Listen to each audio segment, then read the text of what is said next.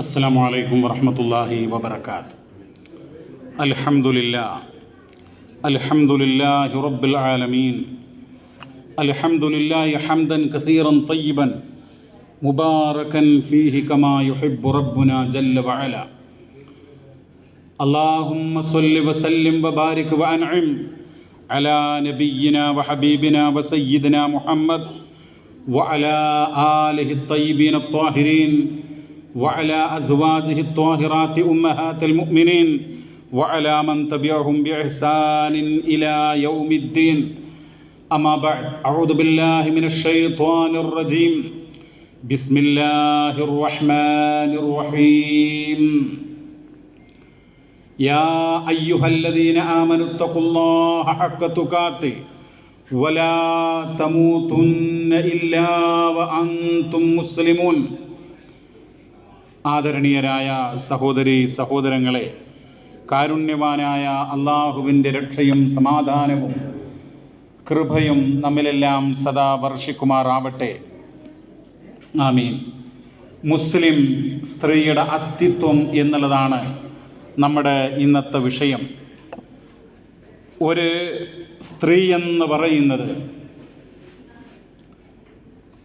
അവൾ സൃഷ്ടിക്കപ്പെട്ടത് പുരുഷൻ്റെ മേധാവിത്വം സ്ഥാപിക്കുവാനോ അവൻ്റെ ദാസ്യവേലകൾക്കോ അങ്ങനെ അവകാശങ്ങളില്ലാത്ത, സ്വാതന്ത്ര്യങ്ങളില്ലാത്ത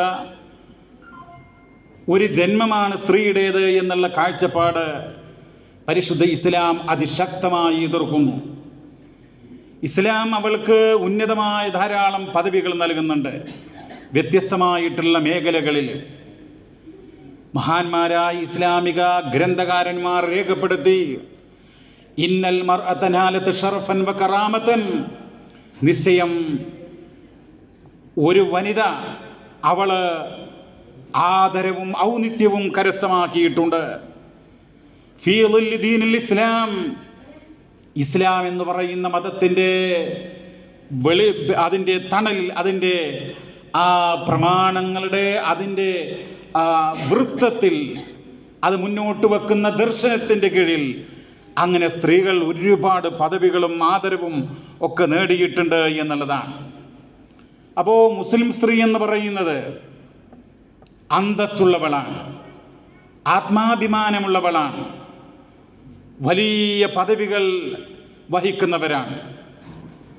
സഹോദരങ്ങളെ, ഇവിടെ അവളുടെ വേഷം, അവളുടെ തലമറക്കുന്ന വസ്ത്രം, ശിരോവസ്ത്രം, ആ ശിരോവസ്ത്രത്തെ ആക്ഷേപിക്കുമ്പോൾ നിങ്ങൾ കരുതുന്നുണ്ടോ 1 മീറ്റർ തുണിയെയാണ് ആക്ഷേപിക്കുന്നത് എന്ന്? ഒരിക്കലുമല്ല. മറിച്ച് ആക്ഷേപിക്കുന്നത് ഇസ്ലാമിനെയാണ്. അവർ ആ തട്ടത്തെ വിമർശിക്കുമ്പോൾ പരിശുദ്ധ ഖുർആനിനെയാണ് അപമാനിക്കുന്നതും അവഹേളിക്കുന്നതും അപകീർത്തിപ്പെടുത്തുന്നതും എന്ന് നമ്മൾ അറിയുക. പരിശുദ്ധ ഖുർആൻ രേഖപ്പെടുത്തുന്നു, യുരീദൂന ലിയുത്ഫിഉ നൂറല്ലാഹ്, അവർ അല്ലാഹുവിൻ്റെ പ്രകാശം ഊതിക്കെടുത്താനായിട്ട് പരിശ്രമിക്കുന്നു.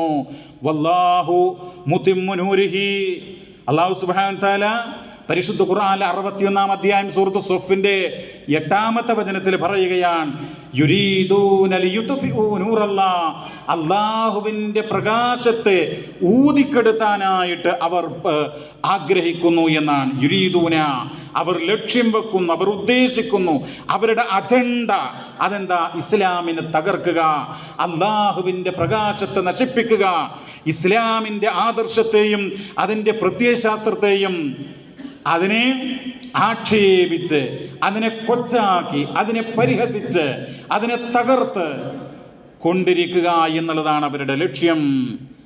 ബിഅഫ്വാഹിഹിം, അവരുടെ വായകൾ കൊണ്ട് എന്ന് വിശുദ്ധ ഖുർആൻ രേഖപ്പെടുത്തുമ്പോൾ വായ കൊണ്ട് മാത്രമല്ല, അവർ 18 അടവുകളും പ്രയോഗിച്ചു കൊണ്ടിരിക്കുകയാണ് ഇസ്ലാമിനെ തകർക്കുവാൻ.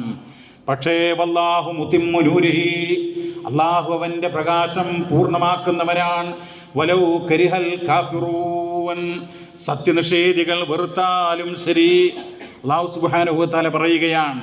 അപ്പം അതുകൊണ്ട് ഈ ഒരു കഷ്ണം തുണി തലയിൽ ഇട്ടതുകൊണ്ട് അതിനെ മാത്രമാണ് ആക്ഷേപിക്കുന്നത് എന്ന് ആരെങ്കിലും കരുതുന്നുവെങ്കിൽ അത് വെറും മൂഢധാരണയാണ്.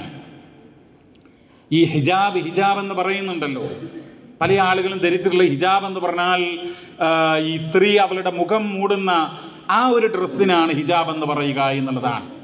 അതല്ല, ഹിജാബ് എന്ന് പറഞ്ഞാൽ വിശുദ്ധ ഇസ്ലാം അതുകൊണ്ട് അർത്ഥമാക്കുന്നത് ഒരു സ്ത്രീയുടെ മുഖവും മുൻകൈയും ഒഴികെയുള്ള ഭാഗങ്ങൾ അന്തസ്സായിക്കൊണ്ട് മാന്യമായി കൊണ്ട് മറക്കുന്ന ഒരു വേഷവിധാനത്തിന് ഇസ്ലാമിക സാങ്കേതിക ഭാഷയിൽ പറയുന്ന കാര്യമാണ് ഹിജാബ്. ഹിജാബുൽ മർഅത്തിൽ മുസ്ലിമത്തായിട്ടുള്ള ഒരു വനിതയുടെ വസ്ത്രം.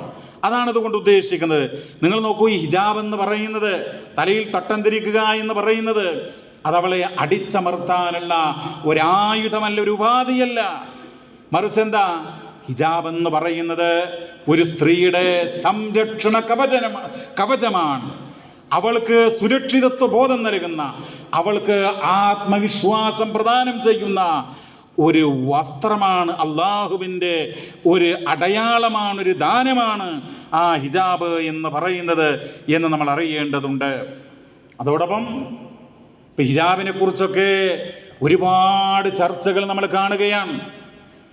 അതൊക്കെ കാണുമ്പോൾ ഞാനും നിങ്ങളും ശ്രദ്ധിക്കേണ്ട ഒരു കാര്യം, എൻ്റെ വീട്ടിൽ എൻ്റെ ഇണ, എൻ്റെ സഹോദരിമാർ, എൻ്റെ മക്കൾ, അവരൊക്കെ ഇസ്ലാം മുന്നോട്ട് വെക്കുന്ന ഹിജാബ് എന്ന് പറയുന്ന സങ്കല്പം, ഹിജാബ് എന്ന് പറയുന്ന ആദർശം അത് പാലിക്കുന്നവരാണോ? നമ്മുടെ മക്കൾ, പ്രായപൂർത്തിയായിട്ടുള്ള പെൺകുട്ടികൾ, അവൾ പുറത്തിറങ്ങുമ്പോൾ, അവൾ അന്യ പുരുഷന്മാരുടെ മുമ്പിൽ പ്രത്യക്ഷപ്പെടുമ്പോൾ അവൾ ഇസ്ലാം മുന്നോട്ട് വെക്കുന്ന, ഇസ്ലാം നിർബന്ധമാക്കിയിട്ടുള്ള ആ ഒരു വേഷവിധാനം ധരിക്കുന്നുണ്ടോ എന്ന് നമ്മൾ ചിന്തിക്കേണ്ടതുണ്ട്. കേവലം തലമറച്ചതുകൊണ്ട് ഹിജാബാവുകയില്ല. ഞാനത് പറഞ്ഞപ്പോൾ അന്തസ്സായിക്കൊണ്ട് മാന്യമായിക്കൊണ്ട് മറക്കണം എന്ന് പറയുകയുണ്ടായി. അത് നമ്മൾ മുമ്പ് വിശദീകരിച്ചതാണ്, ആവർത്തിക്കുന്നില്ല. ടൈറ്റും ഫിറ്റുമായിട്ടുള്ള ഒരു സ്ത്രീയുടെ ശരീരത്തിലെ പുരുഷന്മാരെ ആകർഷിക്കുന്ന ഭാഗങ്ങൾ അതങ്ങനെ മുഴപ്പിച്ച് അങ്ങനെ ഒരു വസ്ത്രം എന്നുള്ളത് ഇസ്ലാം അംഗീകരിക്കുന്നില്ല. അതുകൊണ്ട് അന്തസ്സുള്ള മാന്യമായിട്ടുള്ള വസ്ത്രമായിരിക്കണം അവൾക്ക് ഉണ്ടായിരിക്കേണ്ടത് എന്നുള്ളതാ. ഇവിടെ നിങ്ങൾ നോക്കൂ, നമ്മുടെ നാട്ടിലുണ്ടായിട്ടുള്ള, കൊച്ചിയിലുണ്ടായിട്ടുള്ള പ്രശ്നം നമുക്കെല്ലാവർക്കും അറിയാം.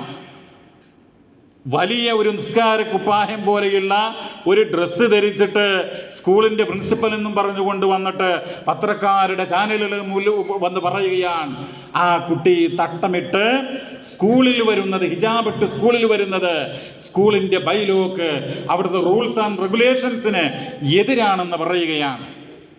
എത്രമാത്രം വിരോധാഭാസമാണ്, എത്രമാത്രം അർത്ഥശൂന്യമായിട്ടുള്ള, അല്ലെങ്കിൽ മറ്റൊരു ഭാഷയിൽ പറഞ്ഞാൽ എത്രമാത്രം ധിക്കാരത്തിൻ്റെ സ്വരമാണ് അവർ പുറത്തെടുത്തത്. അപ്പോൾ അവർ ലക്ഷ്യം വെക്കുന്നത് ഹിജാബല്ല. കാരണം ഹിജാബിനെ അവർ അംഗീകരിക്കുന്നവരാണ്. ഹിജാബിനെ അംഗീകരിച്ചത് കൊണ്ടാണല്ലോ അവർ ഹിജാബ് ധരിച്ചത്, തലമറച്ചത്, ശരീരം മറച്ചത്, അന്തസ്സായി മറച്ചിട്ടുണ്ട്. അത് അവർ ധരിക്കുക മാത്രമല്ല, ബൈബിളിൽ തന്നെ അത് പറയുന്നുണ്ടെന്നാണ്. ബൈബിളിലെ ഒരു വചനം, തലമറക്കാതെ പ്രാർത്ഥിക്കുന്ന സ്ത്രീ അവളുടെ തലയെ അപമാനിക്കുന്നു എന്നുള്ളതാണ്. ബൈബിളിൻ്റെ കൊരിയന്തർ 11-ാം അധ്യായം 5-6 വചനങ്ങളിലാണ് ഈ ശിരോവസ്ത്രവുമായി ബന്ധപ്പെട്ട് അതിൽ പ്രതിപാദിക്കുന്നത് എന്ന് രേഖപ്പെടുത്തപ്പെട്ടിട്ടുണ്ട്. അപ്പോൾ ഇസ്ലാം മുന്നോട്ട് വെക്കുന്ന ഒരു സ്ത്രീ എന്ന് പറയുന്നത് അവൾ അന്തസ്സുള്ളവളാണ്, അവൾ അസ്തിത്വമുള്ളവളാണ്, അവൾ അവകാശമുള്ളവളാണ്, അവൾ സ്വാതന്ത്ര്യമുള്ളവളാണ്, അവൾക്ക് ചുമതലകളും കർത്തവ്യങ്ങളുമുണ്ട്, അവൾക്ക് അർഹിക്കുന്ന നീതി ഇസ്ലാം നൽകുന്നുണ്ട്, അവൾ ആക്രമിക്കപ്പെട്ടുകൂടാ എന്ന് ഇസ്ലാം നിർബന്ധ സ്വരത്തിൽ പറയുന്നുണ്ട്. സഹോദരങ്ങളെ, ചരിത്രങ്ങൾ എടുത്ത് പരിശോധിച്ചാൽ ഒരു സ്ത്രീയെ സംബന്ധിച്ചിടത്തോളം അവളുടെ അക്കാഡമിക് രംഗത്ത്, വിദ്യാഭ്യാസ രംഗത്ത് അവൾ നേടിയിട്ടുള്ള വലിയ അത്ഭുതകരമായിട്ടുള്ള സംഭവങ്ങൾ നമുക്ക് കാണാൻ വേണ്ടി കഴിയും. മുസ്ലിം സ്ത്രീകൾ തട്ടമിട്ടുകൊണ്ട് തന്നെ നമ്മുടെ രാഷ്ട്രീയ സാമൂഹ്യ രംഗത്ത് കൈവരിച്ച നേട്ടങ്ങളെക്കുറിച്ച് പരിശോധിച്ചാൽ നമുക്ക് കാണാനായിട്ട് കഴിയും. ലോകത്തിൻ്റെ നെറുകയിൽ അഭിമാനത്തോടുകൂടെ തല ഉയർത്തി നിൽക്കുന്ന മുസ്ലിം വനിതകളെക്കുറിച്ച് ഇസ്ലാമിന് സംസാരിക്കാൻ സാധിക്കും. പ്രിയമുള്ളവരെ, എത്രയോ ഉദാഹരണങ്ങൾ നമ്മുടെ മുമ്പിലുണ്ട്. ചില കാര്യങ്ങൾ മാത്രം ഞാൻ നിങ്ങളുടെ മുമ്പിൽ സൂചിപ്പിക്കാൻ ആഗ്രഹിക്കുകയാണ്. നിങ്ങൾ നോക്കൂ, ഇപ്പോൾ ആളുകളുടെ മനസ്സിൽ മുസ്ലിം സ്ത്രീ എന്ന് പറഞ്ഞാൽ അവളെങ്ങനെ ഉള്ളിൻ്റെ ഉള്ളിൽ കഴിഞ്ഞ് ഒരു മൂടുപടം ധരിച്ച് ആണാണോ പെണ്ണാണോ എന്നറിയാത്ത രൂപത്തിൽ ഒരു കറുത്ത വസ്ത്രം അങ്ങനെ പോകുന്ന രൂപത്തിൽ, അങ്ങനെയല്ല. നിങ്ങൾ നോക്കൂ, ലോക ഫ്രാൻസിസ് കുതിരയോട്ട മത്സരമാണ്. അതിൽ 1ാം സ്ഥാനം നേടിയിട്ടുള്ള ഒരു സ്ത്രീയെക്കുറിച്ച് പറയുന്നുണ്ട്. നിദ അഞ്ചും എന്നാണ് അവരുടെ പേര്. നമ്മുടെ കേരളത്തിൽ മലപ്പുറം ജില്ലയിൽ എടക്കര എന്ന് പറയുന്ന പ്രദേശത്ത് ഒരു മുസ്ലിം പെൺകുട്ടിയെക്കുറിച്ച് ഒരു സന്ദർഭത്തിൽ പത്രത്തിൽ വാർത്ത വന്നു. നിങ്ങൾ കേട്ട് കാണും. തസ്ലീമ എന്നാണ് അവളുടെ പേര്. ആ പെൺകുട്ടി തട്ടം ധരിക്കുന്നവളായിരുന്നു. അത് തട്ടം ധരിച്ചതുകൊണ്ട് ഒരാളുടെ അക്കാഡമിക് രംഗത്തുള്ള കഴിവുകൾ തകർന്നു പോകുകയില്ല. തട്ടം ധരിച്ചും ലോകത്തിൻ്റെ മുമ്പിൽ, കോടാനുകോടി ജനങ്ങളുടെ മുമ്പിൽ അഭിമാനത്തോടുകൂടെ, സംതൃപ്തിയോടുകൂടെ, ഇസ്സത്തോടുകൂടെ, പ്രതാപത്തോടുകൂടെ എഴുന്നേറ്റ് നിൽക്കാൻ കഴിയുമെന്നുള്ളതാണ്. എന്താണ് തസ്ലീമ ലോകത്തിന് നൽകിയിട്ടുള്ള സംഭാവനകൾ? കോടാനുകോടി ഗാലക്സിയിൽ നിന്ന് ഒരു പുതിയ നക്ഷത്രത്തെ കണ്ടുപിടിച്ചു എന്നുള്ളതാണ്. ആ വാർത്ത വന്നപ്പോൾ ആ വാർത്തയിൽ പത്രങ്ങളിൽ എഴുതി, എത്രയോ കാലമായിട്ട് ഏറെയേറെ അവഗാഹമുള്ള അഗ്രഗണ്യന്മാരായിട്ടുള്ള സയന്റിസ്റ്റുകൾ ഗവേഷണം ചെയ്തിട്ട് പോലും കണ്ടെത്താൻ കഴിയാത്ത ഒന്നാണ് കേവലം യുവതിയായിട്ടുള്ള ഒരു പെൺകുട്ടി, അതും മലപ്പുറം ജില്ലയിലെ ഒരു കുഗ്രാമത്തിൽ നിന്ന് എഴുന്നേറ്റ് വന്നത് എന്ന് നമ്മൾ മനസ്സിലാക്കുക. ഈ അടുത്താണല്ലോ മറിയം ജുമാന എന്ന് പറഞ്ഞൊരു പെൺകുട്ടി തലയിൽ തട്ടൊക്കെ ഇട്ട് അവൾ ഫ്ലൈറ്റ് 7 മണിക്കൂർ കണ്ടിന്യൂ ആയിട്ട് തുടർച്ചയായിട്ട് അവൾ ഓട്ടിയ സംഭവം നമ്മൾ കാണുകയുണ്ടായി. അപ്പോൾ ഒരു മുസ്ലിം പെൺകുട്ടി തട്ടം ധരിച്ചാൽ ഈ പ്രിൻസിപ്പൽ എന്താ പറഞ്ഞത്? മറ്റു കുട്ടികൾക്ക് ഭയമാകുന്നു, ഭീഷണിയാകുന്നു, ഭീകരതയുടെ അടയാളമാണ് തട്ടം, ശിരോവസ്ത്രം എന്ന് ദ്യോതിപ്പിക്കുന്ന രൂപത്തിലാണ് ആ സ്ത്രീയുടെ, ആ പ്രിൻസിപ്പലിൻ്റെ ഒരു പ്രസ്താവനയുണ്ടായത്. എത്രമാത്രം അപക്വമാണ്, എത്രമാത്രം നിന്ദ്യകരമാണ്. ഈ സമുദായത്തിൻ്റെ മുഖത്ത് ചെളിവാരി എറിയുകയാണ് ആ സ്ത്രീ ചെയ്തത്. സമുദായത്തിന് മുഖത്തേക്ക് ചെളിവാരി എറിയുക മാത്രമല്ല പ്രിൻസിപ്പൽ ചെയ്തത്, നമ്മുടെ രാജ്യത്തിൻ്റെ പരിപാവനമായിട്ടുള്ള ഭരണഘടന, നമ്മുടെ രാജ്യത്തിൻ്റെ ജനാധിപത്യ, മതേതരത്വ, സോഷ്യലിസ്റ്റ് ഭരണഘടന എന്ന് പറയുന്ന പവിത്രമായ ഇന്ത്യൻ പൗരന്റെ അഭിമാനമായിട്ടുള്ള നമ്മുടെ ഭരണഘടനയ്ക്ക്, ആ ഭരണഘടനയാണ് അവർ പിച്ചിച്ചീന്തിയത്. കാരണം നമ്മുടെ രാജ്യത്ത് അവിടെ ജനിക്കുന്ന ഏതൊരു പൗരനും അവന് ഇഷ്ടമുള്ള, അവൾക്ക് ഇഷ്ടമുള്ള മതങ്ങൾ സ്വീകരിച്ചുകൊണ്ട് ആ മതം പ്രാക്ടീസ് ചെയ്യാനുള്ള അവകാശവും സ്വാതന്ത്ര്യവും നമ്മുടെ ഭരണഘടന ഉറപ്പുവരുത്തുന്നു എന്നുള്ളതാണ്. എന്നിട്ട് അത് മതേതരത്വത്തിന് വിഘാതമോ? വളരെ നിന്ദകരമായിട്ടുള്ള സംഭവമാണ് ആ സ്ത്രീ പറഞ്ഞിട്ടുള്ളത് എന്നാണ് നമുക്ക് പറയാനുള്ളത്. കാരണം നമ്മുടെ രാജ്യത്തിൻ്റെ സ്വാതന്ത്ര്യ സമര ചരിത്രം വായിച്ചു നോക്കിക്കഴിഞ്ഞാൽ പ്രിയമുള്ളവരെ, അവിടെ നമുക്കൊരു സംഭവം കാണാനായിട്ട് കഴിയും. ബി ഉമ്മ എന്ന പേരിൽ പ്രസിദ്ധയായിട്ടുള്ള ഒരു വനിതയെക്കുറിച്ചാണ് ഇന്ത്യൻ സ്വാതന്ത്ര്യ സമര ചരിത്രം നമുക്ക് പറഞ്ഞു തരുന്നത്. എന്താണ് ബി ഉമ്മയുടെ പ്രത്യേകത? ബി ഉമ്മ എന്ന് പറയുന്നത് മഹാനായിട്ടുള്ള ഇന്ത്യയുടെ രാഷ്ട്രപിതാവ് മഹാത്മാഗാന്ധി, അദ്ദേഹം ബി ഉമ്മയുടെ വീട്ടിലേക്ക് പോകുകയാണ്. ബി ഉമ്മക്ക് 2 മക്കളുണ്ടായിരുന്നു, മൗലാന മുഹമ്മദ് അലിയും അതുപോലെ ഷൗക്കത്ത് അലിയും. ബി ഉമ്മയുടെ വീട്ടിലേക്ക് പോയപ്പോൾ പരിശുദ്ധ റമളാനിന്റെ അവസാനത്തിലെ ലൈലത്തുൽ ഖദർ പ്രതീക്ഷിക്കുന്ന ആ ദിവസം കഴിഞ്ഞ് പുലർച്ചെയാണ്. ആ സന്ദർഭത്തിലാണ് അദ്ദേഹം അങ്ങോട്ട് എത്തുന്നത്. നോമ്പാണ്. തൻ്റെ വീട്ടിലേക്ക് അതിഥിയായി വന്നിട്ടുള്ള മഹാത്മാഗാന്ധിക്ക് എന്തെങ്കിലും ഒന്ന് കൊടുക്കാൻ അവിടെയില്ല. മഹാത്മാവേ, ലൈലത്തുൽ ഖദറിന്റെ രാവിനാണങ്ങ് വന്നിട്ടുള്ളത്. ഞാൻ ദൈവത്തിൻ്റെ സന്നിധിയിലായിരുന്നു. ആ മാതാവ് പറയുകയാണ്, രാത്രിയുടെ സിംഹഭാഗങ്ങളും അള്ളാഹുവിനോട് പ്രാർത്ഥിച്ചുകൊണ്ട് കഴിച്ചുകൂട്ടിയ ഒരു വനിതയാണ് രാജ്യത്തിൻ്റെ രാഷ്ട്രപിതാവായിട്ടുള്ള മഹാത്മാഗാന്ധിയോട് സംസാരിക്കുന്നത്. ഞാൻ ദൈവത്തിൻ്റെ സന്നിധിയിലായിരുന്നു. ലൈലത്തുൽ ഖദർ എന്നാണ് അതിന് പേര് പറയുക. അങ്ങനെ നമ്മുടെ മഹാത്മാഗാന്ധി രാജ്യത്തിൻ്റെ സ്വാതന്ത്ര്യ സമരം, നമുക്കറിയാം, ഒരു ഡ്രസ്സിൻ്റെ പേര് ഉയർത്തിപ്പിടിച്ചുകൊണ്ട് ഖദർ എന്ന് പറയുന്ന ഒരു വസ്ത്രം അതൊരു സമര പോരാട്ടമായിട്ട് പ്രഖ്യാപിക്കുകയുണ്ടായല്ലോ. ആ വസ്ത്രത്തിന് നൽകിയിട്ടുള്ള പേര് ഖദർ എന്നാണ്. അതിന് ഖദർ എന്ന് പേര് വരാൻ കാരണം ആ സംഭവമാണ് എന്നുള്ളതാണ്. ബി ഉമ്മ എന്ന് പറയുന്ന ആ വനിതയാണ് ഈ വസ്ത്രത്തിന് ഖദർ എന്ന് നാമകരണം ചെയ്യപ്പെടാൻ നിമിത്തമായത് എന്ന് നമ്മൾ മനസ്സിലാക്കുക. അപ്പം നമ്മുടെ രാജ്യത്തിൻ്റെ സ്വാതന്ത്ര്യ സമരം ചരിത്രം പരിശോധിച്ചു കഴിഞ്ഞാൽ തലയിൽ തട്ടമിട്ട ഇസ്ലാമിൻ്റെ ഹിജാബ് ധരിച്ചിട്ടുള്ള സ്ത്രീകൾ എത്രയോ സംഭാവനകൾ ചെയ്തിട്ടുണ്ട്. നിങ്ങൾ നോക്കൂ. എന്നിട്ട് വളരെ രോമാഞ്ചം കൊള്ളാവുന്ന, ഏതൊരു മനുഷ്യനെയും ഏതൊരു ഇന്ത്യൻ പൗരനും രോമാഞ്ചം കൊള്ളിക്കുന്ന ധീരോദാത്തമായിട്ടുള്ള ചരിത്രങ്ങൾ നമുക്ക് വായിക്കാനായിട്ട് കഴിയും.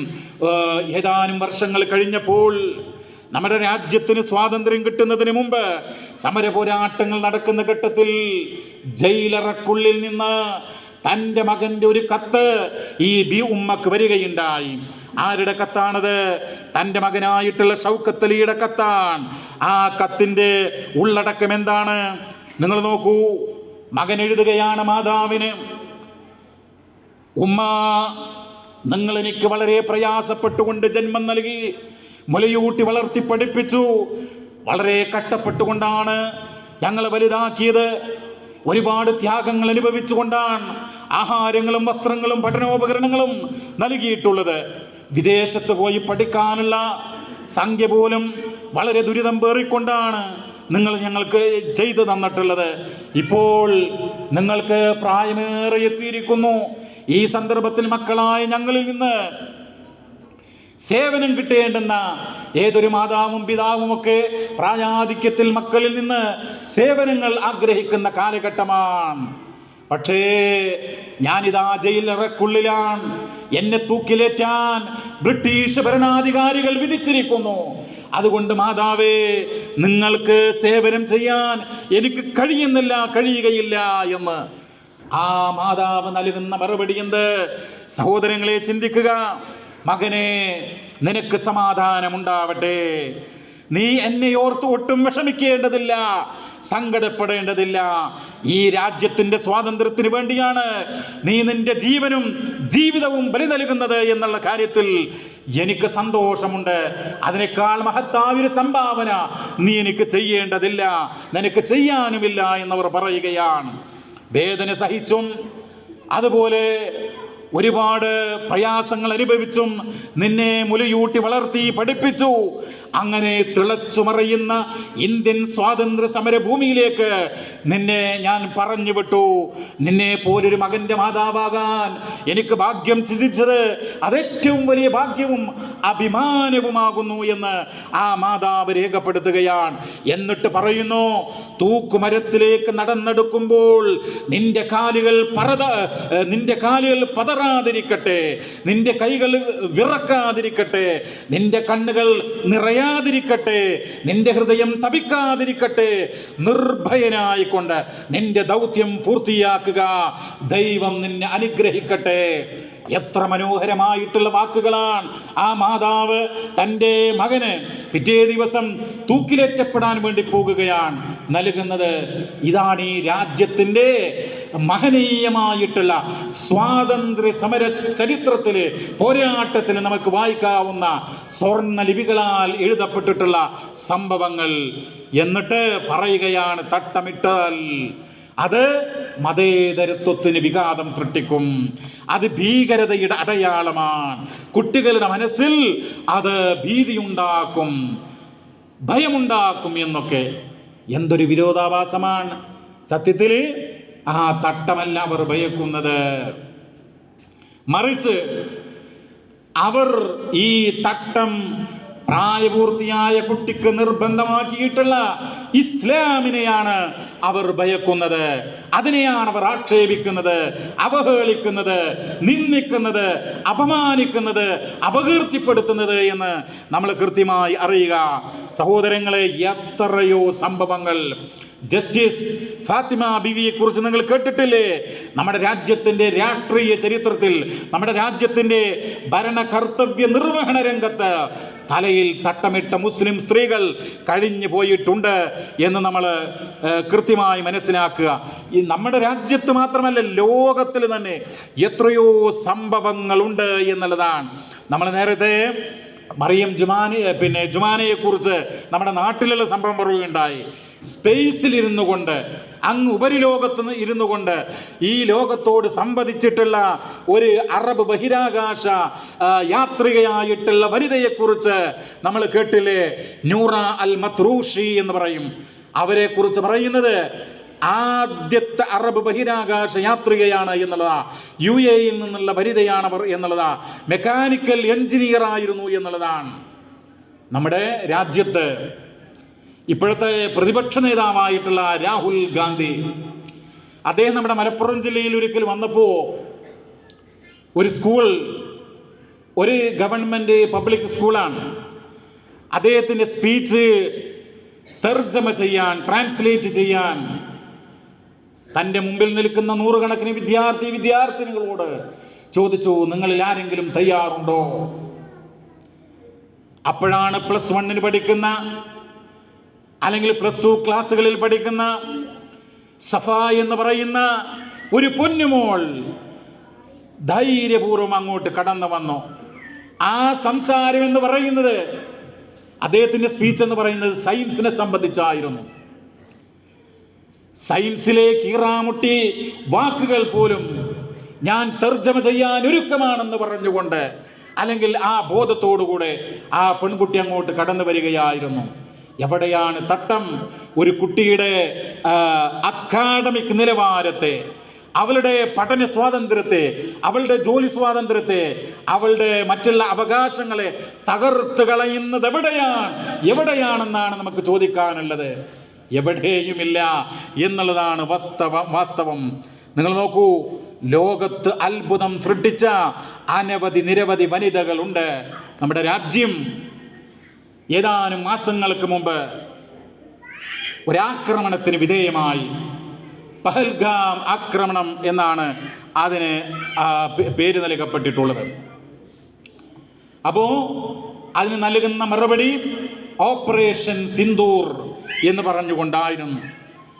ആ ഓപ്പറേഷൻ സിന്ദൂറിന് നായകത്വം നൽകുക, അതുപോലെ തന്നെ രാജ്യത്തിൻ്റെ സുരക്ഷിതത്വ സംവിധാനങ്ങളെ സംബന്ധിച്ച്, ഈ പ്രത്യാക്രമണ സംബന്ധിച്ച് ലോകത്തിന് വിവരം നൽകുന്നത് ഒരു മുസ്ലിം വനിതയായിരുന്നു.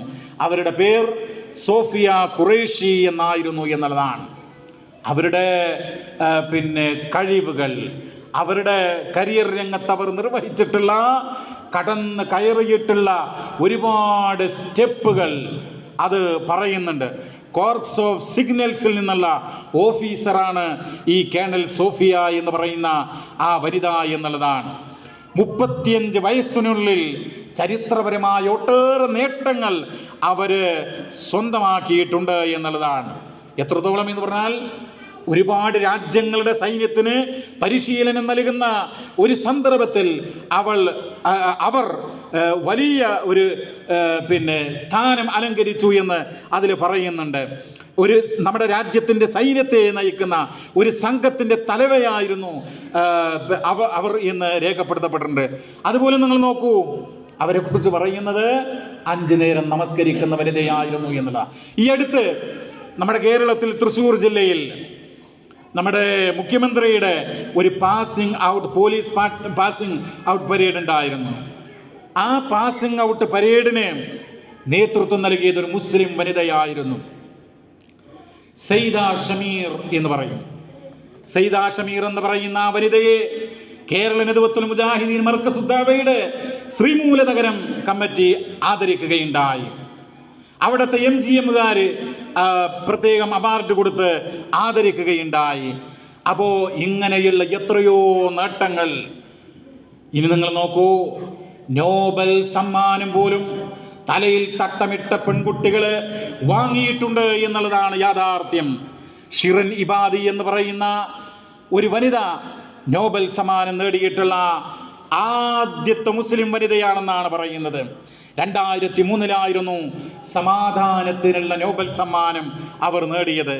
2011 തവക്കുൽ കർമാൻ എന്ന പേരിൽ അറിയപ്പെടുന്ന മറ്റൊരു വനിത നോബൽ സമ്മാനം നേടുകയുണ്ടായി. സമാധാന പാലനത്തിലുള്ള സ്ത്രീകളുടെയൊക്കെ സുരക്ഷിതത്വത്തിന് വേണ്ടിയുള്ള, അവകാശത്തിന് വേണ്ടിയുള്ള അഹിംസാത്മകമായിട്ടുള്ള സമരങ്ങൾക്ക് നേതൃത്വം നൽകി എന്നാണ് അവരെക്കുറിച്ച് പറയുന്നത്. അവർ ഒരുപാട് പ്രസ്ഥാനങ്ങളുടെ നേതാവായിരുന്നു, ശില്പിയായിരുന്നു എന്നുള്ളതാണ്. അതായത് ജേർണലിസ്റ്റ് വിത്തൗട്ട് ചെയിൻസ്, അതായത് ബന്ധനങ്ങൾക്ക് അതീതമായിട്ടുള്ള മാധ്യമ പ്രവർത്തകർ, അങ്ങനെ ഒരു വിങ്ങിന് പോലും അവർ നേതൃത്വം നൽകി എന്നുള്ളതാണ്. അപ്പോൾ സ്ത്രീകളുടെ സമാധാനത്തിന് വേണ്ടി, അവരുടെ സുരക്ഷിതത്വത്തിന് വേണ്ടി, അവരുടെ അവകാശങ്ങൾക്ക് വേണ്ടിയൊക്കെ ശബ്ദിച്ച് ലോകത്ത് കോടാനുകോടി ജനങ്ങളിൽ നിന്ന് സമാധാനത്തിനുള്ള നോബൽ സമ്മാനം അത് കരസ്ഥമാക്കിയിട്ടുള്ള മുസ്ലിം പെൺകുട്ടികൾ, മുസ്ലിം വനിതകൾ, അവർ തലയിൽ ഹിജാബൊക്കെ ശരിക്കിടുന്നു. മുഖവും മുൻകൈയും മാത്രം കാണുന്ന വിധത്തിലാണ് ഈ തവക്കുൽ കർമാനിയുടെയൊക്കെ ഫോട്ടോ നമുക്ക് നെറ്റിലൊക്കെ കാണാനായിട്ട് കഴിയുക. അപ്പോൾ അങ്ങനെയുള്ള എത്രയോ പേര് നമുക്ക് ചരിത്രത്തിൽ കാണാൻ വേണ്ടി കഴിയും. അപ്പോൾ ഇസ്ലാം എന്ന് പറയുന്നത് സ്ത്രീയുടെ അന്തസ്സും അഭിമാനവും ഉയർത്തിയ മതമാണ്, അള്ളാഹുവിൻ്റെ ദീനാണ്. അവളെ ഇടിച്ചു താഴ്ത്തുവാനോ, അവളെ ഒറ്റപ്പെടുത്തുവാനോ, അവളെ ഏതെങ്കിലും ആളുകൾക്ക് കൊട്ടാനുള്ള ചെണ്ടയായോ ഒരിക്കലും തന്നെ ഇസ്ലാം കാണുന്നില്ല എന്ന് നമ്മൾ കൃത്യമായിട്ട് അറിയുക. നിങ്ങൾ നോക്കൂ, പരിശുദ്ധ ഇസ്ലാം, അതിൻ്റെ ഇസ്ലാം പ്രവാചകന്റെ കാലഘട്ടം അത് പരിശോധിച്ച് നോക്കിക്കഴിഞ്ഞാൽ സ്ത്രീകൾക്ക് നൽകിയിട്ടുള്ള പദവിയും സ്ഥാനവും നമുക്ക് മനസ്സിലാക്കാം. അവളുടെ ആരാധനാ സ്വാതന്ത്ര്യം അതുകൂടെ നമ്മൾ മനസ്സിലാക്കണം. ആരാധനാ സ്വാതന്ത്ര്യം പരിശുദ്ധ ഖുർആൻ നമുക്കറിയാം. മറിയം റളിയല്ലാഹു തആല അൻഹ അവര് പള്ളിയിൽ വെച്ചായിരുന്നു നമസ്കരിച്ചിരുന്നത്. വിശുദ്ധ ഖുർആനിന്റെ 3-ാം അധ്യായം 43-ാമത്തെ വചനം, യാ മറിയം ഖുനുതി ലിറബ്ബികി വസ്ജുദി വർകഇ മഅർ റാകിഈൻ. മറിയമേ, നീ റുകൂ ചെയ്യുന്ന, സുജൂദ് ചെയ്യുന്ന ആളുകളുടെ കൂടെ നീയും ആ കർമ്മങ്ങൾ നിർവഹിക്കുക എന്നുള്ളതാണ്. ആണാവട്ടെ പെണ്ണാവട്ടെ അവർ ചെയ്യുന്ന കർമ്മങ്ങൾക്ക് തുല്യമായിട്ടുള്ള പ്രതിഫലമാണ് അള്ളാഹുവിൻ്റെ അടുക്കൽ എന്ന് വിശുദ്ധ ഖുർആൻ രേഖപ്പെടുത്തുന്നു. വമൻ യഅമൽ മിനസ് സ്വാലിഹാത്തി മിൻ ദക്കറിൻ ഔ ഉൻസാ, പുരുഷനാവട്ടെ സ്ത്രീയാകട്ടെ അവർ കർമ്മങ്ങൾ ചെയ്യുകയാണ്. വഹുവ മുഅ്മിനുൻ, ഈമാനോടുകൂടെ കർമ്മങ്ങൾ ചെയ്താൽ ഫഉലൈക യദ്ഖുലൂനൽ ജന്ന, അവർ സ്വർഗ്ഗത്തിൽ പ്രവേശിക്കും. വലാ യുദ്ലമൂന നഖീറാ, ഒരൽപ്പം പോലും അവർ അനീതി കാണിക്കപ്പെടുകയില്ല, അവരോട് അക്രമം കാണിക്കപ്പെടുകയില്ല എന്ന് വിശുദ്ധ ഖുർആൻ രേഖപ്പെടുത്തുകയാണ്. നിങ്ങൾ നോക്കൂ, ഈ അടുത്താണ് ഇസ്ലാമിനെ കല്ലെറിയുക എന്നുള്ള ലക്ഷ്യത്തോടുകൂടെ ഇസ്ലാമിൽ സ്ത്രീകൾക്ക് സ്വത്തൊന്നുമില്ല, വളരെ ദുർലഭമായിട്ടുള്ള തുച്ഛമായിട്ടുള്ള സ്വത്ത് മാത്രമാണ് സ്ത്രീകൾക്ക് നൽകുന്നത് എന്ന് പറഞ്ഞുകൊണ്ട് ചില ആളുകൾ തങ്ങളുടെ സ്വത്തൊക്കെ പെൺമക്കളുടെ പേരിൽ മാത്രം എഴുതി വെക്കുന്ന ചില സംഭവങ്ങൾ ഉണ്ടായത്. സഹോദരങ്ങളെ, ഇസ്ലാം വരുന്നതിന് മുമ്പ് സ്ത്രീകൾക്ക് സ്വത്ത് നൽകുമായിരുന്നില്ല. അനന്തരാവകാശ സ്വത്ത്, പിതാവ് മരണപ്പെട്ടാൽ പെൺകുട്ടികൾക്ക് പെങ്ങന്മാർക്ക് സ്വത്ത് കൊടുക്കാതെ അതൊക്കെ എടുക്കുന്ന, സ്വന്തമാക്കുന്ന പ്രവണതയായിരുന്നു ഉണ്ടായിരുന്നത്. നോക്കൂ, ആ അനന്തരാവകാശ നിയമങ്ങളുമായി ബന്ധപ്പെട്ട ആയത്തുകൾ അവതരിക്കാനുള്ള കാരണം സഅദ് ബിൻ അബി റബീഅ റളിയല്ലാഹു അൻഹു, അദ്ദേഹം മരണപ്പെട്ടപ്പോൾ 2 പെൺകുട്ടികളെ വിട്ടേച്ചുകൊണ്ടാണ് മരണപ്പെട്ടു പോയത്. ജാഹിലിയ കാലഘട്ടത്തിൽ ഇവർ കണ്ടു ശീലിച്ചതുപോലെ പെൺകുട്ടികളെ വിട്ടേച്ച് ആ സഹോദരൻ മരണപ്പെട്ടു പോയി. അപ്പോൾ ആ പെൺകുട്ടികളുടെ പിതൃ സഹോദരൻ, മരണപ്പെട്ട വ്യക്തിയുടെ സഹോദരൻ, അദ്ദേഹം എന്ത് ചെയ്തു? ഈ സ്വത്തൊക്കെ അടിച്ചു മാറ്റി. മരണപ്പെട്ട വ്യക്തിയുടെ ഭാര്യ അള്ളാഹുവിന്റെ റസൂലിന്റെ അടുക്കൽ വന്നു. എന്നിട്ട് പറഞ്ഞു, പ്രവാചകരെ, ഈ 2 പെൺകുട്ടികൾ സഅദിന്റേതാണ്. ആ പെൺകുട്ടികൾക്ക് അവരെ വിവാഹം കഴിച്ചയക്കണമെങ്കിൽ അവർക്ക് സമ്പത്ത് വേണം. പക്ഷേ എല്ലാ സ്വത്തും അവരുടെ പിതൃ സഹോദരൻ കൊണ്ടുപോയി എടുത്തു എന്നാണ്. പ്രവാചകൻ സല്ലല്ലാഹു അലൈഹി വസല്ലം അവരോട് പറഞ്ഞു, ക്ഷമിക്കുക, ഈ വിഷയത്തിൽ അല്ലാഹു വചനങ്ങൾ അവതരിപ്പിച്ചേക്കാം. അങ്ങനെയാണ് ഈ ആയത്തുൽ മീറാസ്, പിന്തുടർച്ചാവകാശ നിയമങ്ങളുമായി ബന്ധപ്പെട്ട വിശുദ്ധ ഖുർആനിന്റെ സൂക്തം അവതീർണമാകുന്നത്. യൂസിക്കുമുല്ലാഹു ലിദ്ദക്കരി മിസ്ലുൽ ഹള്ളിൽ ഉൻസയൈൻ എന്ന് പറയുന്ന, യൂസിക്കുമുല്ലാഹു ഫി ഔലാദിക്കും ലിദ്ദക്കരി മിസ്ലുൽ ഹള്ളിൽ ഉൻസയൈൻ എന്ന് പറയുന്ന പരിശുദ്ധ ഖുർആനിന്റെ 4-ാം അധ്യായം സൂറത്തുൻ നിസാഇന്റെ 11 മുതലുള്ള വചനങ്ങൾ അവതീർണമാകുന്നത്. എന്നിട്ടോ 2 പെൺകുട്ടികളായിരുന്നു അവർക്കുണ്ടായിരുന്നത്. ആ പെൺകുട്ടികൾക്ക് ആ സ്വത്തിന്റെ 2/3 ഭാഗവും നൽകണമെന്ന് അല്ലാഹുവിന്റെ റസൂൽ കർശനമായിട്ടുള്ള നിർദ്ദേശം നൽകി എന്ന് ഇമാം തിർമിദി തന്റെ സുനനിൽ 2092 നമ്പറായി കൊടുക്കുന്ന വചനത്തിൽ കാണാനായിട്ട് കഴിയും. ആളുകൾക്ക് അന്ധവിശ്വാസമുണ്ട്, സ്ത്രീകൾക്ക് ജോലിക്ക് പോകാൻ പാടില്ല, ജോലിക്ക് പോകാൻ പാടില്ല എന്നൊക്കെയുള്ള ധാരണ അങ്ങനെയൊന്നുമില്ല. സ്ത്രീകൾക്ക് ജോലിയെടുത്ത് ജീവിക്കാനുള്ള സ്വാതന്ത്ര്യമുണ്ട്. പ്രവാചകന്റെ കാലഘട്ടത്തിൽ കാരക്ക പറിച്ചുകൊണ്ട് ജോലി ചെയ്തിരുന്ന, അത് മാർക്കറ്റിൽ കൊണ്ടുപോയി വിൽപ്പന നടത്തിയിരുന്ന വനിതകളെ കുറിച്ച് പറയുന്നുണ്ട്. നിങ്ങൾ നോക്കൂ, ഇതാ കാലഘട്ടം ഇന്നും ഈ വിജ്ഞാന വിസ്ഫോടനങ്ങളുടെ പോസ്റ്റ് മോഡേൺ യുഗം എന്ന് പറയുന്ന AI യുഗം ഇന്നും നമ്മുടെ സമൂഹത്തില് ഇരിക്കുന്ന വനിതകൾ എങ്ങനെയാ? അവരെ ബന്ധുക്കളായിട്ടുള്ള ആളുകളെ പോലും കാണാൻ, അല്ലെങ്കിൽ കുടുംബത്തിൽ കല്യാണം നടക്കുകയാണെങ്കിൽ അങ്ങോട്ട് പോലും പോകാതെ റൂമിനകത്തടച്ചിരിക്കുകയാണ്. പക്ഷേ പ്രവാചകന്റെ കാലഘട്ടത്തില് ഇദ്ദയിലിരിക്കുന്ന വനിത, അവർക്ക് അവരുടെ കാരക്ക പറിക്കാൻ ആളില്ല. അപ്പൊ കാരക്കത്തോട്ടത്തിൽ പോയി കാരക്ക മരത്തിൽ കയറി അത് പറിച്ച സംഭവങ്ങള് നമുക്ക് കാണാനായിട്ട് കഴിയും. മഹാനായിട്ടുള്ള പണ്ഡിതൻ സ്വാലിഹ് അൽ മുനജ്ജിദ് രേഖപ്പെടുത്തുകയാണ്, വഖദ് കാനത്തിൻ നിസാഉ ഫി സ്വദരിൽ അവ്വൽ യബിഅന വയസ്തരീന മിൻ ഗൈരി നകീർ. അതായത് ഇസ്ലാമിന്റെ ആദ്യ കാലഘട്ടത്തില് മുസ്ലിം വനിതകൾ അവർ വാങ്ങുകയും വിൽപ്പന നടത്തുകയും ഒക്കെ ചെയ്യാറുണ്ടായിരുന്നു. ഒരാക്ഷേപവും കൂടാതെ, ഒരു പ്രശ്നവുമില്ലാതെ ആ കാര്യം ചെയ്തു വന്നിരുന്നു എന്നുള്ളതാണ്. പിന്നെ ഒരു ധാരണ എന്താണത്? തെരഞ്ഞെടുപ്പിൽ മത്സരിക്കാനായിട്ട് പാടില്ല, ഒരു പെണ്ണ്, ഒരു സ്ത്രീ അധികാരം കൈയാളാൻ പാടില്ല, സ്ത്രീ അധികാരം ഏറ്റെടുത്താൽ ആ ജനത നശിച്ചത് തന്നെ എന്നൊക്കെയാണ് ആളുകളുടെ ഒരു ധാരണ. അതൊക്കെ തിരുത്തപ്പെടേണ്ടതാണ്. സത്യത്തില് പരിശുദ്ധ പ്രവാചകന്റെ വചനം ദുർവ്യാഖ്യാനം ചെയ്യപ്പെടുകയാണ് ഉണ്ടായത്. എന്താണ് സംഭവം? റോമാ സാമ്രാജ്യത്തിൽ കിസ്രയുടെ പുത്രി അവിടുത്തെ ഭരണാധികാരിയായ സന്ദർഭത്തിൽ ആ ഭരണകൂടം ഒരിക്കലും വിജയിക്കാൻ പോകുന്നില്ല എന്നുള്ള അർത്ഥത്തിലാണ് പ്രവാചകൻ അത് പറഞ്ഞത്. ലമ്മാ ബലഗ റസൂലുള്ളാഹി സ്വല്ലല്ലാഹു അലൈഹി വസല്ലം അന്ന അഹ്ല ഫാരിസ്, പേർഷ്യക്കാർ അവര് ഖദ് മല്ലകു അലൈഹിം ബിന്ത കിസ്റ, കിസ്റയുടെ പുത്രിയെ അധികാരമേൽപ്പിച്ചു. മല്ലകു എന്ന് പറഞ്ഞാൽ മലിക്കാക്കി, രാജാവാക്കി. അപ്പൊ പ്രവാചകൻ പറഞ്ഞു, ലൻ യുഫ്ലിഹ ഖൗമുൻ വല്ലൗ അംറഹും ഇംറഅ, ഏതൊരു ജനതയാകട്ടെ അവർ സ്ത്രീ അധികാരം ഏൽപ്പിക്കുകയാണെങ്കിൽ അവരെ നശിച്ചത് തന്നെ, വിജയിക്കാൻ വേണ്ടി പോവുകയില്ല എന്ന്. പക്ഷെ ഇത് ആരെക്കുറിച്ചാണ് പറഞ്ഞത്? അത് ഈ ഹദീസിന്റെ വ്യാഖ്യാനത്തിൽ മഹാനായിട്ടുള്ള ഇമാം മനാവി റഹിമഹുല്ല ഫൈലുൽ ഖദീറിൽ നിന്ന് രേഖപ്പെടുത്തുന്നു. ഫൈലുൽ ഖദീർ എന്ന് പറയുന്ന കിതാബിൽ നമ്മുടെ രാജ്യത്തെ പഞ്ചായത്ത് ഇലക്ഷൻ വരാൻ വേണ്ടി പോവുകയാണ്. ഒരുപാട് സീറ്റുകൾ വനിതകൾക്കായി സംവരണം ചെയ്തിട്ടുണ്ട്.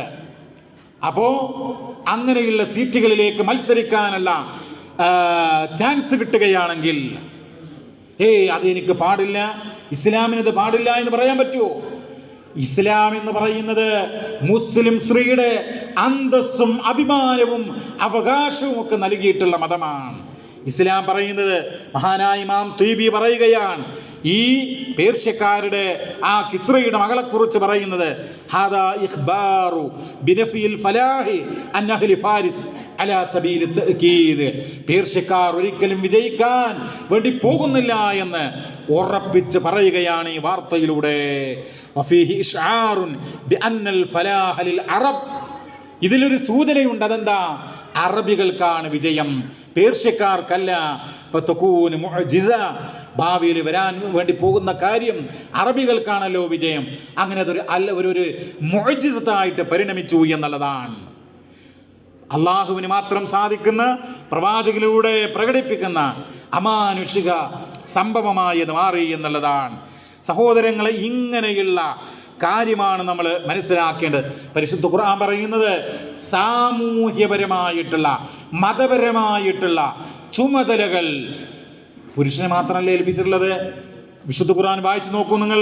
9-ാം അധ്യായം 71-ാം സൂക്തം. അതിൽ പറയുന്നത് വൽ മുഅ്മിനൂന വൽ മുഅ്മിനാതു ബഅ്ളുഹും ഔലിയാഉ ബഅ്ള് യഅ്മുറൂന ബിൽ മഅറൂഫ് വയൻഹൗന അനിൽ മുൻകർ. സ്ത്രീകളും പുരുഷന്മാരും വിശ്വാസികളായിട്ടുള്ളവർ അവർ അന്യോന്യം മിത്രങ്ങളാണ്. അവർ നന്മ കൽപ്പിക്കുന്നു, തിന്മ വിരോധിക്കുന്നു. ഈ ആയത്തിന്റെ വ്യാഖ്യാനത്തിൽ ഇമാം ഇബ്നു ജരീർ ത്വബരി അദ്ദേഹത്തിന്റെ തഫ്സീറിലേക്ക് പറഞ്ഞൊരു കാര്യമുണ്ട്. നന്മ കൽപ്പിക്കുക എന്ന് പറഞ്ഞാൽ കേവലം നിസ്സാരമായിട്ടുള്ള കാര്യം കൽപ്പിക്കുക എന്ന് മാത്രമല്ല. നന്മ കൽപ്പിക്കുക എന്ന് പറഞ്ഞാൽ അദ്ദേഹം പറയുന്നത് ദുആഉം മിനശ് ശിർകി ഇലൽ ഇസ്ലാം. ബഹുദൈവ വിശ്വാസത്തിൽ നിന്ന് ഇസ്ലാമിൻ്റെ ശാദ്വല തീരത്തേക്ക് ജനങ്ങളെ ക്ഷണിക്കുക എന്നുള്ളതാണ്. അപ്പം നിങ്ങൾ നോക്കൂ, ഒരു സ്ത്രീക്ക് സമൂഹത്തോട് ഉള്ള കർത്തവ്യം, അള്ളാഹു ഏൽപ്പിച്ചിട്ടുള്ള ചുമതല, അത് നിസ്സാരമല്ല. അവർ സ്ത്രീ എന്ന് പറഞ്ഞാൽ അവൾ അബലയും ചബലയും വീട്ടിനകത്ത് ഉള്ളിൻ്റെ ഉള്ളിൽ കഴിയേണ്ടവളാണ് എന്നുള്ള സങ്കല്പം അത് ഇസ്ലാമിക വിരുദ്ധമാണ്. മറിച്ച് അവൾ അച്ചടക്കമുള്ള വേഷം ധരിച്ചുകൊണ്ട്, മാന്യമായിക്കൊണ്ട് അവൾക്ക് ഒരുപാട് കർത്തവ്യങ്ങൾ ചെയ്യാനുണ്ട്. അവൾക്ക് ഉന്നതമായ പദവികളുള്ളവളാണ്. അവള് ഈ രാജ്യത്തിൻ്റെ, ലോകത്തിൻ്റെ ഏത് വലിയ സ്ഥാനങ്ങളും കരസ്ഥമാക്കാൻ കഴിവുള്ളവളാണ് എന്നുള്ള ആ ഒരു മെസ്സേജാണ് ഇസ്ലാം നൽകുന്നത് എന്ന് നമ്മൾ മനസ്സിലാക്കുക. നിങ്ങൾ നോക്കൂ, ഇവിടെ ഒരു കാര്യം കൂടെ നമ്മൾ അറിയേണ്ടതായിട്ടുണ്ട്. ഭയത്തിൻ്റെയും ഭീകരതയുടെയും ഒക്കെ അടയാളമായിട്ട് ഈ തലയിലെ തട്ടത്തെ ചിത്രീകരിക്കുമ്പോൾ ചില ആളുകൾക്ക് വേണ്ടത്ര ഈമാന് മനസ്സിലുറച്ചിട്ടില്ലാത്ത ആളുകൾക്ക് എന്നാൽ ഇപ്പം തട്ടൊക്കെ ഒഴിവാക്കി സ്കൂളിലേക്കും കോളേജിലേക്കും ക്യാമ്പസുകളിലേക്കും ഒക്കെ പോകാം എന്നുള്ള ധാരണ ശരിയല്ല. സഹോദരിമാരെ, സഹോദരങ്ങളെ, നിങ്ങളുടെ കീഴിൽ നിങ്ങളുടെ പെൺകുട്ടികൾ പ്രായപൂർത്തിയായവരാണോ, നിർബന്ധമായി അന്യപുരുഷന്മാരുടെ മുമ്പിൽ പോകുമ്പോൾ, അത് സ്കൂളാകട്ടെ, ക്യാമ്പസ് കോളേജുകളാകട്ടെ, യൂണിവേഴ്സിറ്റികളാകട്ടെ, എവിടെയുമാകട്ടെ, അവർ ഹിജാബ് ധരിക്കണം എന്നാണ് പറയാനുള്ളത്. അത് ചാനൽ ചർച്ചകളിലൊക്കെ പറയുന്നത് പോലെ എസൻഷ്യൽ പ്രാക്ടീസ് ആയിട്ട്, നിർബന്ധിതമായിട്ട് പിന്നെ അനുവർത്തിക്കേണ്ടുന്ന അള്ളാഹുവിൻ്റെ നിയമം തന്നെയാണ്. ആ കാര്യത്തിൽ സംശയമില്ല. വലിയറിബിന ബിഹുംരിഹിന്ന അലാ ജുയൂബിഹിന്ന. അവരുടെ ആ ശിരോവസ്ത്രം അവരുടെ മാറുകളിലൂടെ താഴ്ത്തിയിടട്ടെ എന്നാണ്. ഉടുത്ത വസ്ത്രമുണ്ടല്ലോ, ആ വസ്ത്രത്തിന് മീതെ ഈ തലമറച്ച ആ വസ്ത്രം അതിങ്ങനെ കഴുത്ത് മറച്ച്, ആ കഴുത്ത് പെരടിയും കഴുത്തൊക്കെ മറച്ച് അങ്ങനെ മാറിലൂടെ അങ്ങനെ താഴ്ത്തിയിടണം. അതാണ് ഇസ്ലാമിൻ്റെ സങ്കല്പത്തിലുള്ള, അല്ലെങ്കിൽ ഇസ്ലാം മുന്നോട്ട് വെക്കുന്ന ഈ ഹിജാബ് എന്ന് പറയുന്നത്. അത് തന്നെയാണ് പ്രവാചകൻ തൻ്റെ മകളോടും പെൺമക്കളോടും ഭാര്യമാരോടും ലോകത്തുള്ള വിശ്വാസികളോടും പറഞ്ഞിട്ടുള്ളത്. യാ അയ്യുഹൻ നബി, അല്ലയോ പ്രവാചകരെ അങ്ങ് പറയണം, കുല്ലി അസ്വാജിക വബനാതിക വനിസാഇൽ മുഅ്മിനീൻ, അങ്ങയുടെ പുത്രിമാരോട്, വിശ്വാസിനികളായിട്ടുള്ള സ്ത്രീകളോട്, അങ്ങയുടെ പത്നിമാരോട്, അവരോടൊക്കെ പറയുക, യുദ്നീന അലൈഹിന്ന മിൻ ജലാബീബിഹിന്ന, ജിൽബാബുകൾ അവർ താഴ്ത്തിയിടട്ടെ എന്നാണ്. ജിൽബാബുകൾക്ക് മൂടുപടം എന്ന് ചില ആളുകൾ അർത്ഥം പറയാറുണ്ട്. അത് അത്ര ശരിയായ അർത്ഥമല്ല.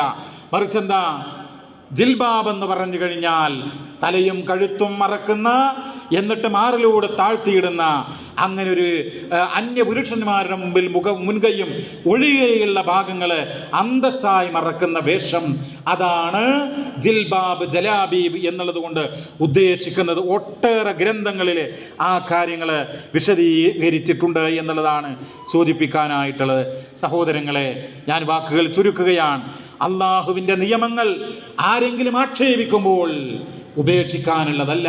അതുകൊണ്ട് നിങ്ങളുടെ കുട്ടികൾ ഇങ്ങനെയുള്ള കിരാത നിയമങ്ങൾ ഉള്ള സ്ഥാപനങ്ങളിൽ പഠിക്കുന്നുവെങ്കിൽ ആ കുട്ടികളെ അവിടെ നിന്ന് മാറ്റണം. കാരണം നാളെ റബ്ബ് ചോദിക്കും, നിന്റെ മകൾ പ്രായപൂർത്തിയായിട്ടും ഞാൻ കൽപ്പിച്ച വേഷം എന്തുകൊണ്ട് ധരിച്ചില്ല എന്നുള്ളത്. അതുകൊണ്ട് മതമനുശാസിക്കുന്ന, നമ്മുടെ രാജ്യം നൽകുന്ന സ്വാതന്ത്ര്യം പോലും നിഷേധിച്ചുകൊണ്ട് അങ്ങനെ ഒരു പഠന രീതി അത് വേണ്ടതില്ല എന്ന് നമ്മൾ തീരുമാനിക്കണം. നമ്മുടെ മക്കൾ അവർ ഇസ്ലാമികമായിട്ടുള്ള അച്ചടക്കവും മാന്യതയും പുലർത്തുന്നുണ്ടോ എന്ന് ഉറപ്പുവരുത്തേണ്ടതുണ്ട്. പ്രിയമുള്ളവരെ, ഹിജാബീസ് അവർ റൈറ്റ് എന്ന് പറയുന്ന, ഹിജാബ് എൻ്റെ അവകാശമാണ്, ഞങ്ങളുടെ അവകാശമാണ് എന്ന് വിളിച്ചു പറയുന്ന മക്കളായിരിക്കണം നമ്മുടെ പെൺകുട്ടികൾ. നമ്മുടെ പെൺകുട്ടികൾ സ്കൂളിലേക്ക് പോകാൻ, കോളേജിലേക്ക് പോകാൻ. അപ്പോൾ ഫെമിനിസ്റ്റ് ചിന്താഗതിയുള്ള ചില ആളുകൾ വന്ന് പറയുകയും ചോദിക്കാൻ, നീ ഹിജാബ് ഇടുന്നത് നിൻ്റെ ഉമ്മയോ ഉപ്പയോ നിർബന്ധിപ്പിച്ചിട്ടാണോ അതോ സ്വന്തം ഇഷ്ടപ്രകാരമാണോ? അപ്പോൾ ഉമ്മയും ബാപ്പയും വീട്ടിൽ നിന്ന്, മോളെ ഇതെന്തുകൊണ്ടാണ് നീ ധരിക്കുന്നത്, നിന്നോട് ധരിക്കാൻ ആവശ്യപ്പെടുന്നത് എന്ന് കൃത്യമായി പഠിപ്പിച്ചിട്ടില്ലാത്ത അങ്ങനെയുള്ള വീടുകളിൽ നിന്ന് പോകുന്ന പെൺകുട്ടികൾ അവരെന്താ പറയുക? ഇത് എൻ്റെ ഇഷ്ടപ്രകാരം ധരിച്ചതല്ല, എൻ്റെ ഉമ്മയും ഉപ്പൊക്കെ നിർബന്ധിപ്പിച്ചത് കൊണ്ട്, അല്ലെങ്കിൽ അങ്ങനെ ഒരു രീതി ആയതുകൊണ്ട് എന്നുള്ളതാണ്. അങ്ങനെ പോരെ പ്രിയമുള്ളവരെ, അഭിമാനത്തോടുകൂടെ പറയണം, എനിക്ക് ജീവൻ നൽകിയ എൻ്റെ സൃഷ്ടാവായ ജഗന്നിയന്താവായ അണ്ടകടാഹങ്ങളുടെ അധിപനായിട്ടുള്ള രാജാതിരാജനായിട്ടുള്ള മലിക്കുൽ ജബ്ബാറായിട്ടുള്ള അല്ലാഹുവിൻ്റെ നിയമമാണ്. അവൻ്റെ കാരുണ്യമില്ലെങ്കിൽ ഒരു സെക്കൻഡിൻ്റെ 1000 മൈന്യൂട്ട് സമയം പോലും എനിക്ക് ജീവിക്കാൻ സാധ്യമല്ല. അതുകൊണ്ട് അവൻ്റെ നിയമമാണ് ഞാൻ ശിരസാ വഹിച്ചിട്ടുള്ളത്.